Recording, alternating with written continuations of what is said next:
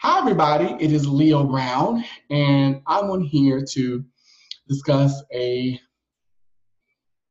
sensitive topic. So, first of all, before I begin, I want to say hi to everyone. I hope you guys are doing well. It's so good to see you in correct lighting. Thankfully. Um, and what I wanted to come on here and talk about was if you've been watching or you've been reading the news or you follow well, I don't know if it's a trending topic on social media, but if you follow certain things, there was a story about a 15-year-old boy by the name of Nigel Shelby out of Huntsville, Alabama, who committed suicide due to bullying because he was gay. And I wanted to discuss that because I think, like I said in a previous video, I think it's important to discuss topics that matter. Not saying that entertainment doesn't matter, because we all need fun and folly and things that make us laugh and lighthearted topics. But I think discussing topics that affect us not only as a community, the Black gay community, but also as a collective, as the world, is important to talk about. I think those things are very important. So I wanted to come on and talk about that. First, I would like to say and express my sincere condolences to the Shelby family. I know that this is a very trying time, and they're probably going through a lot of emotions and a lot of grief, and I really do wish them the best. Also, I hope that Nigel, I hope that wherever you are, that you are in a period of or a state of peace, and that your spirit finds the rest that it so truly was looking for and needs. Now, the reason I actually want to talk about this is because I can relate to this in a lot of different ways. One, I'm an Alabama native. Most people know that I'm from Montgomery, born and raised. I lived there until I was 11. Yeah, 11, I had to think. 11 years old.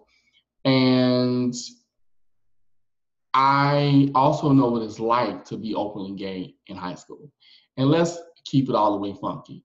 Kids are cruel. Kids are mean. Kids are, kids fear what they don't know. And I'm not going to make it into a kid thing, because it's not just about the youth. People, period, fear what they don't know, or what they don't want to understand. And, growing up in Montgomery, and believe me, Montgomery and Huntsville are not that far apart, I can only imagine what Nigel might have went through, because the towns surrounding in the state of Alabama, they're not the most progressive. They're not the most forward-thinking at all. Anybody will tell you that. So I can just only imagine what he went through. And the fact that he had the courage to live his life out loud, as best he could, despite his circumstances around him and surrounding him, says a lot. It says a lot about his character. Says a lot about who he was as a human being, who he was as a person. And I also want to take a moment to discuss the adults in this. And I mean everybody from the parents to the administrators to the principals that knew, and I'm pretty sure they knew what he was going through and did nothing to. Well, you know what? Okay. I shouldn't even say that, because I don't know that to be true. But I guess I'm saying it because you have a spirit who's no longer here. And the one thing that struck me about this situation is that, like I said, I related to it. I could be Nigel Shelby. In fact, at one point in my life, I was Nigel Shelby. I was very flamboyant. I was very, very out loud and proud, and in a lot of ways, I used my sexuality as a weapon. I'm not gonna lie and say I didn't. And I'm pretty sure, like most, not all, but most gay people, I'm pretty sure if he was loud and proud like they said he was, he probably had mouth. He probably was a very sweet kid in some ways. I bet he was very sensitive, or in things of that nature. So, and I'm trying to get my thoughts together. So, like, forgive me if I'm rambling. I'm so sorry. Um, so I would imagine that having to deal with what he dealt with was not easy. But this is why I say that I place blame on the system that was around him, that surrounded him, because he did not have a support system. If he did, and I'm pretty sure he did, but I don't think they did enough. You know what I mean? And I say that because if they had of, he probably would still be here. You know what I mean? Or he probably would have gotten help, like counseling or something, to lessen the blow. Because let's be real, bullying exists not just with high school students. Bullying exists with adults. Bullying exists in the workplace. Bullying exists in dating. I mean, I hate to say it, but some of us never grow beyond who we are or who we were in high school. Some of us never grow beyond that that child that just wants control, or that person that wants control and power over something. You know what I mean? So as I was reading and researching the story, it got me to thinking about how bullying can affect you, not only, emotionally and mentally, but also from a spiritual perspective. Because there are, and I firmly believe this, that there are spiritual components to bullying. Like it does affect you on a spiritual level. And I would imagine that with, Nigel, I want to call him Mr. Shelby out of respect, but with Nigel, even though I know he wasn't, an older gentleman, but with Mr. Shelby, I'm not going to call him Nigel, but with Mr. Shelby, I would imagine that really weighed heavy on his heart. It weighed heavy on his self-esteem, and to the point to where it just broke him, and he didn't know what else to do. And if you look at bullying and what it really means, people who bully, what they really want is they want control. There's two things that bullies want. They want control and they want power. And they either want control of a situation, or they want control of a person, or they want control of their own life and they don't know what else to do. You know what I mean? Or they want to have power over something that they have no power over. And I'm pretty sure with Mr. Shelby, though he has now decided to take his life, he made the choice to take his life. And I don't dispute that, because I feel like suicide is not, I don't feel like, this is just me, this is my opinion. I don't feel like suicide is cowardly. I don't. I think that, now, granted, I don't think he should have had to make that choice. But I don't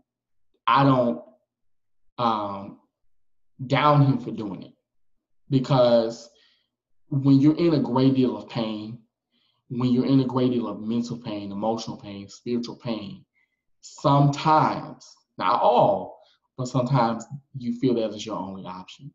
And I think in his case, that's where he was at.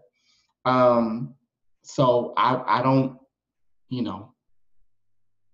I don't feel that suicide is cowardly at all. I don't. But anyway, but if you look at people who bully, whether it be children, teenagers, or adults, it's about power and control. It's about power over something, or power, or I don't have power in my life, so I'm going to project my insecurities onto you. And therefore, that'll give me a power trip. That'll give me something to feed off of. And also fear. Bullying is fear. And I say this from my own knowledge of me being bullied, but also of me being a bully. Because I'm going to be very honest. When I was in high school, and I'm not proud of it, but when I was in high school, and people who knew me back then can attest to this, when I was in high school, I was a bully. So much so to where counselors and teachers actually sent me, I will never forget this, they sent me to the principal and they were like, do you have outlets? Do you have places where you can talk to people, where you can get your emotions out, because you're making people around you uncomfortable. And I didn't view it as that. I viewed it as, well, I'm gay and I can do what I want. And I had an attitude and a chip on my shoulder. Well, when I look back, I did exactly that. I used my sexuality as a weapon. I bullied young men and young boys because I couldn't handle rejection. I couldn't handle someone saying, I don't like you, not because I was gay, but just because they didn't like me. And it might have been because I was gay too. But I think a lot of it was, I was really, like, when I look back on my high school years, I was not the nicest person at all. And for many years, I struggled with that. Like, I dealt with a lot of guilt because I was like, well, fuck, I was not, I was so mean. I didn't really enjoy high school, blah, blah, blah. Because how they say, well, high school is like the best part of your life and blah, blah, blah. But in my mind, I couldn't wait to be an adult. Yeah, couldn't wait to be an adult. And so I thought I knew everything. I had that kind of know-it-all attitude, on top of, if I found a guy that I deemed to be attractive, and I'm just telling you all this to be very frank and transparent with you, I literally would get men in the corner and I would touch them inappropriately. I'm not proud of it, but I did it and I own it. And it got to the point to where several men had come to assistant principals and counselors, and they were like, this person is making us really uncomfortable. We don't know what to do. We don't want to be mean because we have this, obviously gay person, but not only is he gay, but he's disabled on top of that. We don't want to be rude. What do we do? And so they approached me and they were like, do you have outlets? Do you have this? And I got mad. I played the victim and was like, oh, well, it's because I'm Black and it's because I'm gay and I'm going to sue the school and blah, blah. And I made this big dramatic thing about it. Huge. And reading this article and reading about Mr. Shelby and what he went through, it brought back a lot of memories. It triggered a lot of things. But for me, it made me look at, like I said, the spiritual components of bullying. When I was a bully in high school, I bullied people that I felt were better than me, maybe not physically, but maybe socially. Like, you had a better parental relationship. You had better parents. You had more money. So my thing was, I'm going to talk you down to lift myself up, because I knew I didn't have the best mother in the world. I didn't come from money. Or, I wasn't middle upper class. At the time I lived in a trailer park or trailer court. Let's see, what else? Or that I just wasn't happy. I bullied people because I wasn't happy and I wanted people to experience what I was experiencing. Also, when I was bullying people, it was out of rejection because I didn't like myself. I didn't like the fact that not that I was gay, but I didn't like the fact that I was overweight, because I wasn't, super duper fat, but I wasn't I wasn't in the best shape. I'll put it to you like that. I didn't like the fact that I had to move, because we moved a lot growing up. I didn't like it. I didn't like change. So I just projected all this anger and animosity and fear and all of that, and just spewed it out to anybody that would come near me, closest to me. And I would imagine that for these children who bullied Mr. Shelby, they did the same thing. They probably weren't, and I doubt they were afraid of him because he was gay. I doubt that. I would imagine, and this is why I say there are spiritual components to bullying, because if you look at bullying, I bet their fear was, well, I may not be gay, but I may have issues with my sexual identity. Or I wish I could live out loud like he did or like he was. or I wish I had supportive parents like he did, or what's another one? Or I don't like myself, so I'm going to project my issues onto you and make you feel less. You see? So when you think about it from a spiritual perspective, what does bullying do? It breaks you down. It makes you question yourself. It makes you not want to invest in your life, not want to live. You see yourself in a very shattered, very broken way. And even if you go into adult bullying, how we do it now via social media, via a workplace. If you look at a workplace bully, it's more about I want control. Let's look at it from a corporate perspective. Say you work for a company, and you have a boss that holds over you where I know that when it comes to this certain thing, you're insecure. So I'm going to hold it over your head. When really in reality, they're insecure about the fact that, what? Yes, I'm in a supervising position, but I have no flipping clue of what I'm doing. You see? So it exists in so many different levels. We can go into dating, for instance.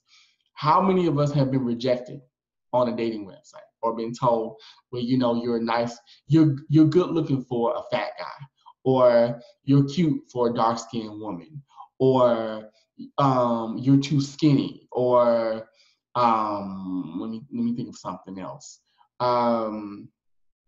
You're too needy. Let's not go into just a physical thing. Or let's see, you don't communicate enough. Not knowing that, hey, the reason why I don't communicate is because, you know what? I'm painfully shy. And my way of trying to communicate to people is I'm using this outlet to express myself. I just don't know what to say yet, but give me time and I can warm up to you. But then you have certain people that'll come to you and see that. They'll see that weak spot and use it to their advantage. That's what bullying basically is. It's power, it's control, it's manipulation. It's those three things. And if you look at a bully, whether it be in the workforce, or whether it be on a dating app, whether it be on a social media app, that's really what it's about. It's about, okay, my life sucks. Or aspects of my life may suck, or aspects of myself that I don't like suck. So here's what we're gonna do. We're gonna push those onto you and make you feel this small. And if you look at bullies, that's what they do. So when you look at it from a spiritual perspective, when you are bullied, or if you've been bullied, look at what that person may lack. The person who views you or who bullies you because of your sexual identity, well, you know what? They lack confidence in their own identity. Maybe not just from a sexual point, but self-esteem, self-worth. Let's see, self-image. A person's bullying you because of your size. Say you're a naturally curvy man, like you're a naturally big person, or you're a naturally curvy woman, and a person's shaming you because despite you working out, doing your thing, you're still gonna be, you still gonna have curve. Well, unfortunately, they don't, or they do, but they don't have it in the right place. So they're gonna pick at that. They're gonna see that vulnerability. And if you look at it from a deep spiritual perspective, that's what bullying is. It's a fear of being vulnerable. It's a fear of being transparent. It's a fear of being honest with themselves. The bully basically is like, I'm so scared of owning my stuff that I'm going to project my issues onto you and make you feel my pain, basically. That's what a bully does. And in this case, that's what happened with Mrs. Shelby. They took their issues, projected it onto him, and then you have the administration where they really I shouldn't say they didn't do enough. I'm going to say that. They didn't do enough. And unfortunately, his spirit broke, because I would imagine he was because oftentimes people who are very live and out loud are actually very, very shy.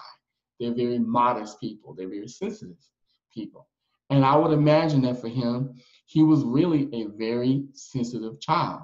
So he said, well, shoot, my spirit is just, I don't know what else to do. And he just decided to in his life, which is very sad in itself.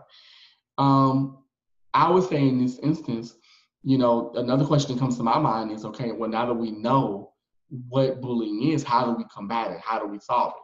Well, one, let's start in the home. Or let's look at it let's not look at it from just a child, because it's not just with children. Let's look at it from adults. If you see somebody being bullied for whatever reason, say something. Call them out.